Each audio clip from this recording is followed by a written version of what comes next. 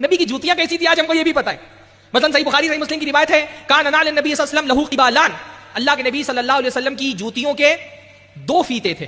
فیتے سمجھتے ہیں نا، وہ رسی جس سے ہم باندھتے ہیں. تو اللہ کے نبی صلی اللہ علیہ وسلم کی جوتیوں میں ایک فیتا یہاں لگا تھا اور ایک فیتا یہاں، بیچ والی انگلی کے بیچ میں ایک سائیڈ میں اللہ کے نبی صلی اللہ علیہ وسلم ان فیتوں کو لا کر کے پیچھے سے باندھ دیتے تھے. اور اللہ کے نبی صلی اللہ علیہ وسلم کی جوتیاں مخصرہ کا مطلب ہوتا ہے بیچ سے پتلی تھی، اوپر سے موٹی تھی، نیچے سے موٹی تھی، بیچ سے چپل عام طور پہ ہوتی ہے نا، اوپر سے موٹی اور نیچے سے بھی موٹی اور بیچ سے پتلی. بلکہ بعض حافظ عراقی وغیرہ نے تو اللہ کے نبی صلی اللہ علیہ وسلم کی جوتیوں کی لمبائی چوڑائی بھی بیان کر دی ہے. کہا کہ اللہ کے نبی صلی اللہ علیہ وسلم کی جوتیاں نیچے کی طرف سے 7 انگلیوں کے برابر تھی، بیچ میں 5 انگلیوں کے برابر تھی اور اوپر سے 6 انگلیوں کے برابر تھی. اسی طرح روایت میں آتا ہے کہ اللہ کے نبی صلی اللہ علیہ وسلم کی جوتیاں ملسنہ کا مطلب ہوتا ہے زبان، لسان کہتے ہیں نا، ملسنہ کا مطلب آگے سے اس کا شیپ زبان کی طرح تھا، ایسا نہیں تھا بلکہ ایسا گول تھا شیپ.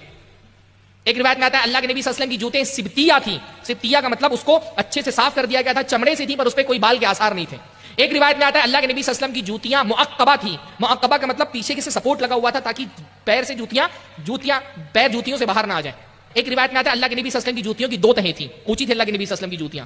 ایک روایت میں آتا ہے اللہ کے نبی صلی اللہ علیہ وسلم کی جوتیاں گائے کی جلد سے بنی تھی.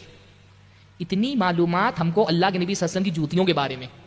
اللہ نے اپنے نبی کی زندگی محفوظ کرنے کا اتنا اہتمام کیا کہ آج ہم اللہ کے نبی صلی اللہ علیہ وسلم کی جوتیوں کے بارے میں بھی اتنی تفصیلات جانتے ہیں. یہ اللہ کے نبی کا معجزہ ہے. یعنی صرف اللہ کے نبی کی